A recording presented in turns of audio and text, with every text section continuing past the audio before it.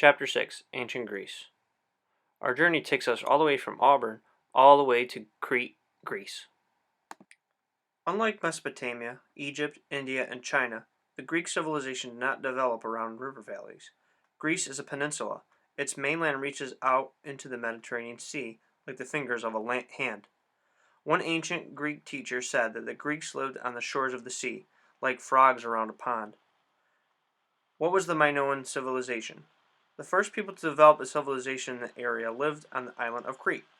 In 1900, Sir Arthur Evans discovered the ruins of the island civilization. One town he dug up was Knossos. It probably had a population of 100,000 people in ancient times. Evans named this island civilization Minoan because of a legend said that a king of Minos once ruled there. Who were the Minoans?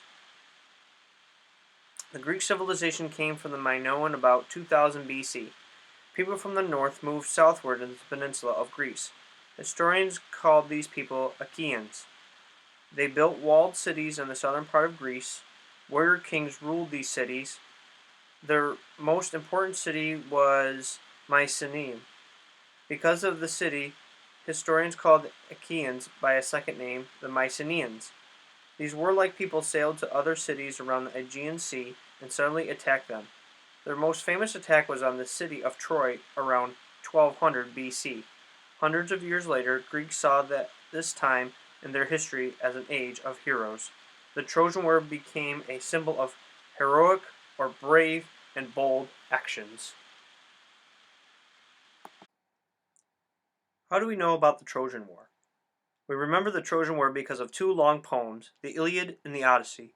A blind poet named Homer probably wrote them about 500 years after the war ended. He spoke or sang the stories. For centuries, the Greeks continued to sing these poems. In this way, they remembered the story of the war. Then, many years after Homer died, someone wrote them down. Why did the Mycenaeans fight the war?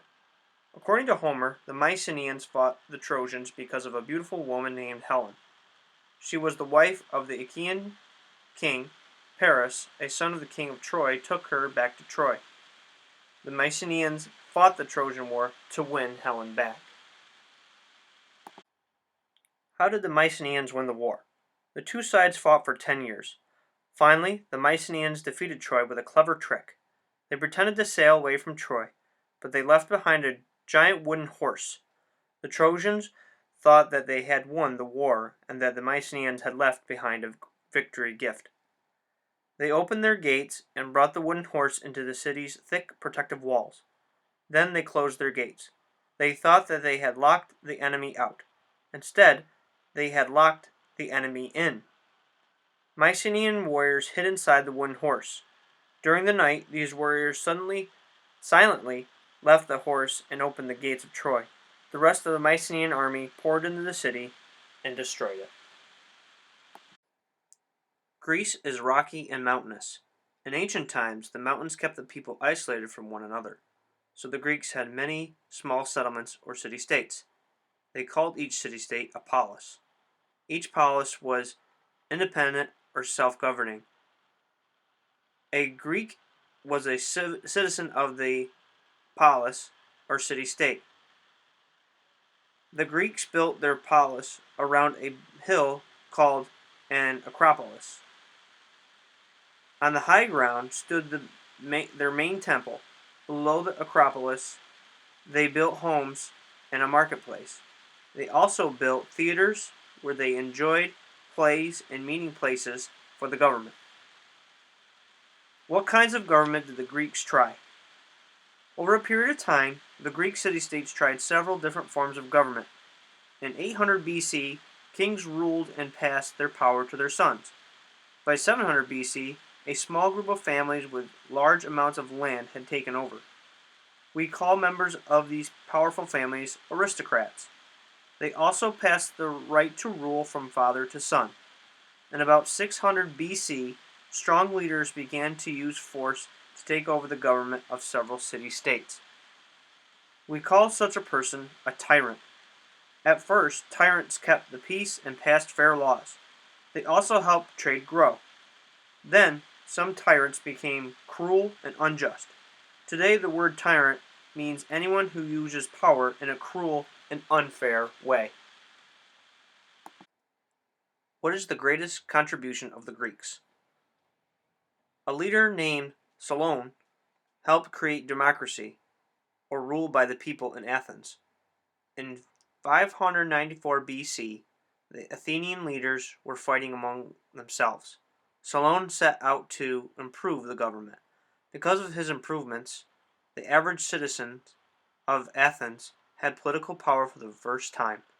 Democracy has become the most important contribution the ancient Greeks made to civilization. Athenian democracy meant rule by only some people, not all. Only 40,000 of the 300,000 Athenians had the right to vote, or choose leaders and pass laws. Only citizens had this right, and only Athenian men could be citizens. Women, the more than 100,000 slaves, and Greeks from other city-states could not be citizens. An Athenian leader expected three things of each citizen. He had to be loyal to Athens, he had to take part in the government, he also had to defend the city when necessary. Why did the Athenians change their direct democracy? At first, each Athenian citizen voted on every law. We call this type of government a direct democracy. Soon, however, the number of citizens at the city, assembly, or meeting became too large. The government created a council of 500 citizens. The government chose the members of this council by lottery. That is, they picked names from a container. And that way, each citizen had an equal chance of being chosen. The council members served for 1 year. During that time, they carried out the day-to-day business of Athens. How large was an Athenian jury? Athenian courts did not use judges, but they did use large juries. A jury is a group who listens to a case in court and decides the outcome. Each year, the Athenians chose 6,000 citizens by lottery to serve on juries. Between 201 and 501 people made up each jury. In the United States, juries usually have 12 members. When a court case was serious, 1,000 citizens might serve on the jury.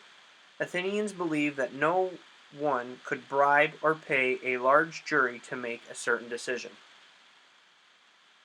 Why did people come to Athens? Athens was near a seaport. Its sea trade helped the city-state grow in wealth and power. Because the citizens had money to pay artists, writers, and teachers, many of them came to Athens. They created beautiful art and built beautiful buildings. They started schools that lasted for centuries.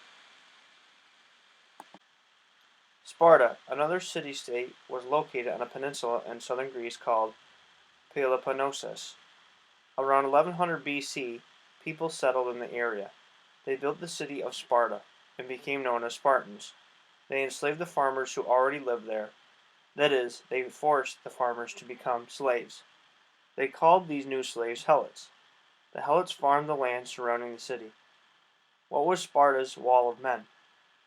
For every Spartan, there were 7 helots. This many slaves was a danger to the Spartans. What if the helots rebelled? Yet the leaders built no protective wall around their city. They thought that their military skills would protect them.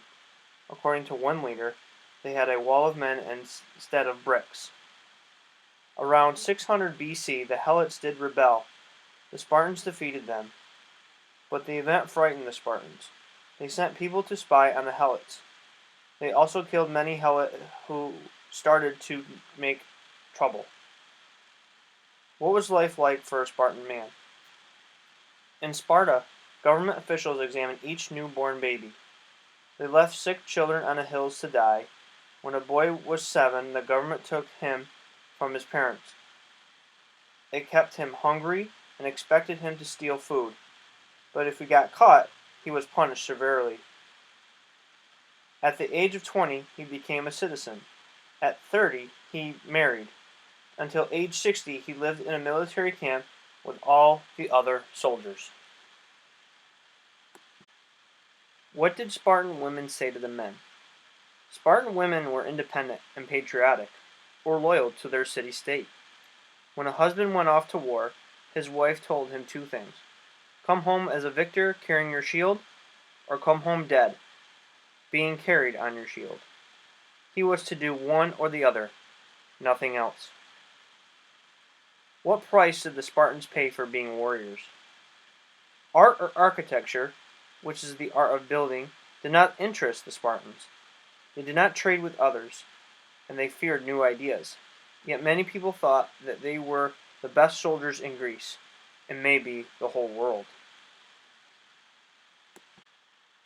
Between 500 and 400 BC, the Greeks fought several wars. They fought first two against the huge and powerful Persian Empire. It lay to the east of Greece. These wars united the city-states and made the Greeks proud. In the next war, the city-states of Athens and Sparta battled. We call this the Peloponnesian War. It lasted for 27 years. Why did the Persians invade Greece? Around 545 BC, the Persians conquered a group of people called the Ionian Greeks, who lived in the AEGEAN manner. 46 years later, in 499 BC, they asked the mainland Greeks to help them remove the Persians. Athens sent warships, but the Ionian Greeks did not win their freedom. All this made King Darius of Persia angry. He wanted to punish Athens. In 490 BC, Darius sent 600 ships and thousands of soldiers to invade Greece. According to the legend, Athens sent the runner Pheredippides to ask the Spartans for help. He ran 150 miles in 2 days. When he arrived, the Spartans were celebrating a religious feast and refused to help until the next full moon. Who won the Battle of Marathon? The Persian fleet, or group of ships, landed at the Bay of Marathon, about 25 miles northeast of Athens. The Persian army had more soldiers and weapons than the Athenians. The Athenians had no one to help them. The Persians decided to attack Athens by sea. While they were loading their ships, the Athenians attacked and defeated them. A Greek legend says that Pheredippides ran 25 miles from Marathon to Athens to announce the victory. When he arrived, he yelled, "Nike!" or victory. Then he fell dead, worn out by his run. Today we remember that Pheredippides did in the modern-day 26-mile marathon run. The Battle of Marathon may be the most important battle in Greek history. What happened at Thermopylae? 10 years later, in 480 BC, Xerxes, the son of Darius, sent 150,000 soldiers and nearly 600 ships against the Greeks. This time, 31 Greek city-states joined together to meet the Persian invaders. The Spartans took charge of the army. Athens supplied the navy. The great Persian army had little trouble as it moved through northern Greece. Then it came to a narrow mountain pass called Thermopylae. There, 7,000 Spartans waited for the Persians. For several days they stopped the Persian army from moving forward. Then, a Greek traitor led the Persians behind the Greek army. The Spartan soldiers began to retreat to their ships. As the Persians marched forward, 300 Spartan warriors faced them. To protect the retreat of the others, they gave up their lives. Who won at Salamis? The Persians marched almost 100 miles south and destroyed Athens. The Athenians had already moved to Salamis, a small island nearby. Hundreds of Persian ships attacked the Athenians' navy near this island. Yet the Athenians defeated the powerful empire. How? The large Persian ships could not maneuver or move around easily in the water. The smaller Greek ships destroyed them by poking holes in them with their battering rams. Historians call this one of the history's great sea battles. Defeated King Xerxes returned to Persia. The Greeks had won the battle with a wooden wall of Athenian ships. What caused the Peloponnesian War? In 477 BC, more than 100 Greek city-states formed a military alliance called the Delian League. Each city-state agreed to give money or ships to be used to defeat all of them. Athenians led the alliance. During the next 30 years, the Athenians used the alliance money to rebuild Athens. As Athens became rich and powerful, Sparta and other city-states became jealous and angry. In 431 BC, war broke out between Athens and Sparta. We call it the Peloponnesian War, because Sparta was located on the Peloponnesian Peninsula. Sparta had the stronger army, but Athens had the better navy. The war lasted 27 years and ended in 404 BC. Sparta destroyed Athens. The war divided and weakened the other Greek city-states. They were unable to form a new alliance. Sparta tried to rule all of them. The Peloponnesian War weakened all the city-states. They were no longer as rich and powerful. In 338 BC, King Philip II of Macedon, a small kingdom just north of Greece, led his army from the north and conquered Greece. His dream was to control all of Greece. The Greeks lost their independence or freedom. They no longer governed themselves. However, their ideas continued to influence the world. On the Athenian Acropolis stand the ruins of a temple to Athena, a female god or goddess. We call the temple the Parthenon. Many people think it was one of the most beautiful buildings ever built. The Athenians built it after the Persian Wars ended. We call this period of time the Golden Age of Athens. Their love of beauty led the Greeks to create beautiful works of art. Besides making beautiful things with their hands, they used their minds. They asked questions about nature, society, and themselves. Their art and their search for truth are two of Greece's greatest contributions to civilization. How did the Greek architecture please the eye? The Athenians built many beautiful public buildings and decorated them with fine works of art. Their Parthenon has 46 columns or tall posts used for support. It is 237 feet long and 110 feet wide. The builders knew that columns seemed to bend when seen from a distance. They made each column curve a little. Because of this, the columns seem to be perfectly straight when someone sees them from a distance. What are two kinds of Greek plays? The Greeks were the first people to perform plays in outdoor theaters. A group of actors, called the chorus, stood on stage and talked about what was happening in the play.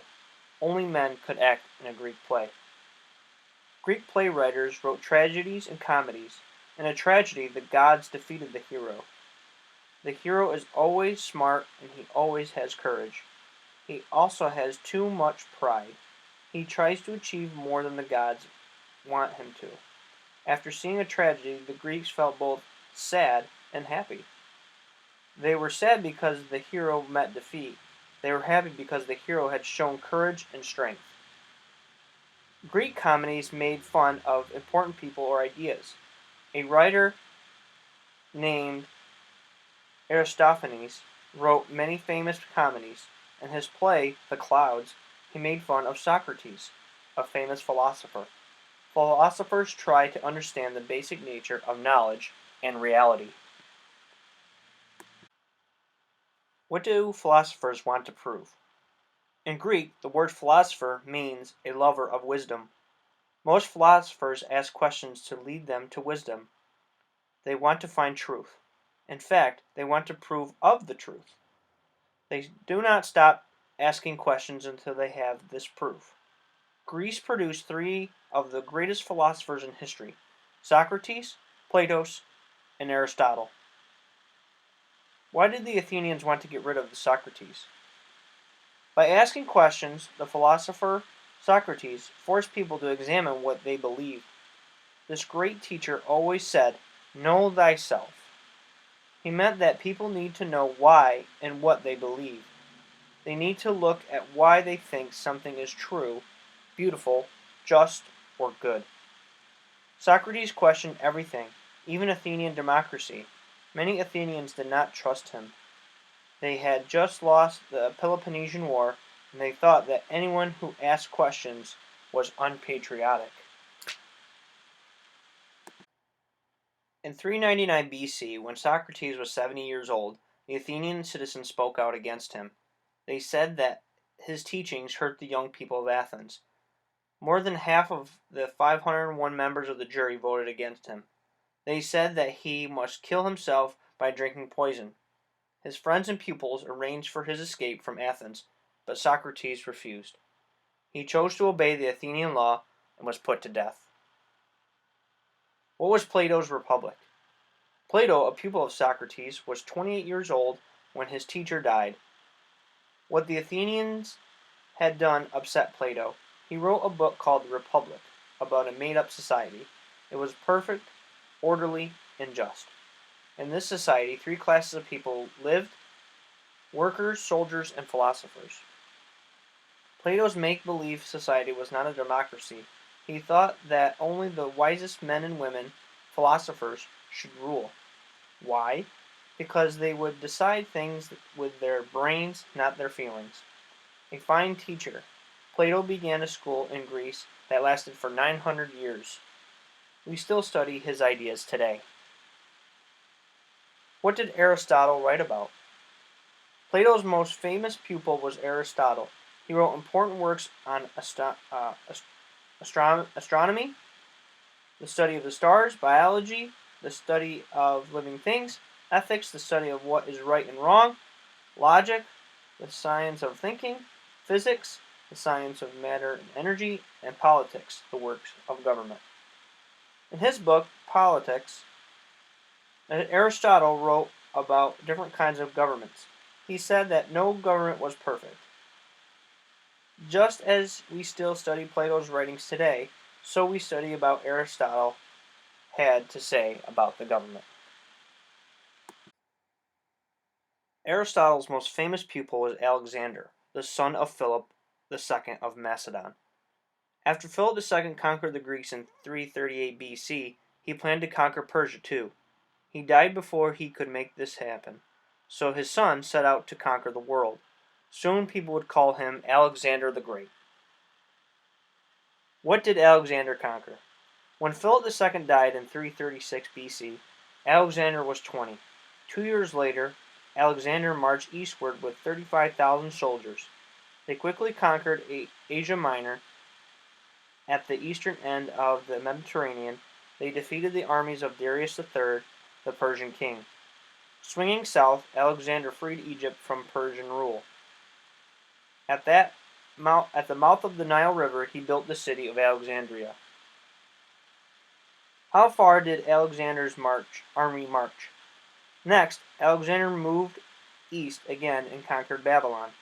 He continued to move eastward deeper into the Persian Empire. By 330 BC, Alexander had defeated all the Persian armies. He was now king of Persia and dreamed of uniting the known world under one government.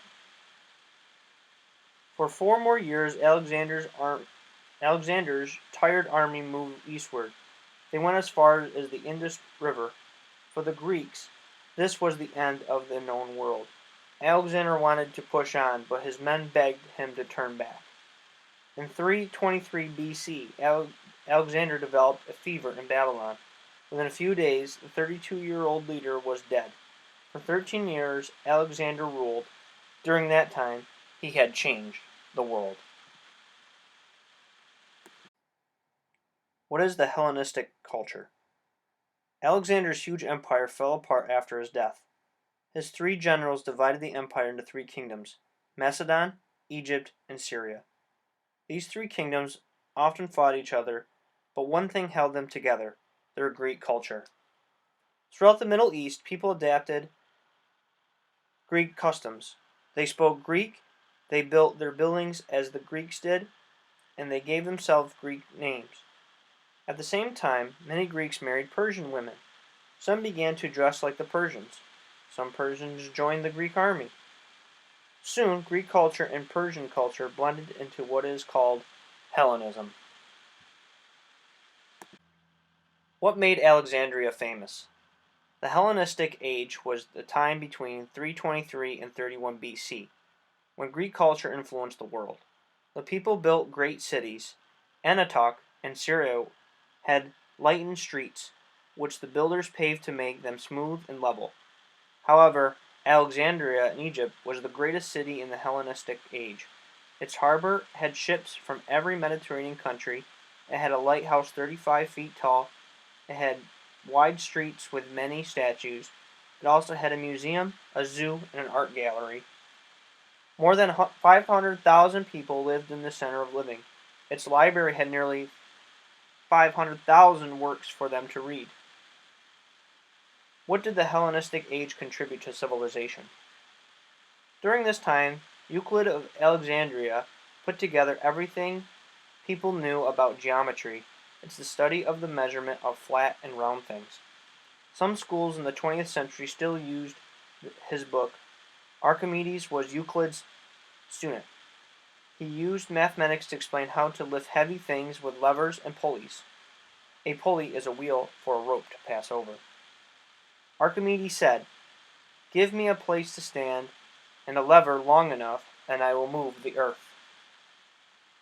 Other important people during the Hellenistic age included Eratosthenes and Hippocrates.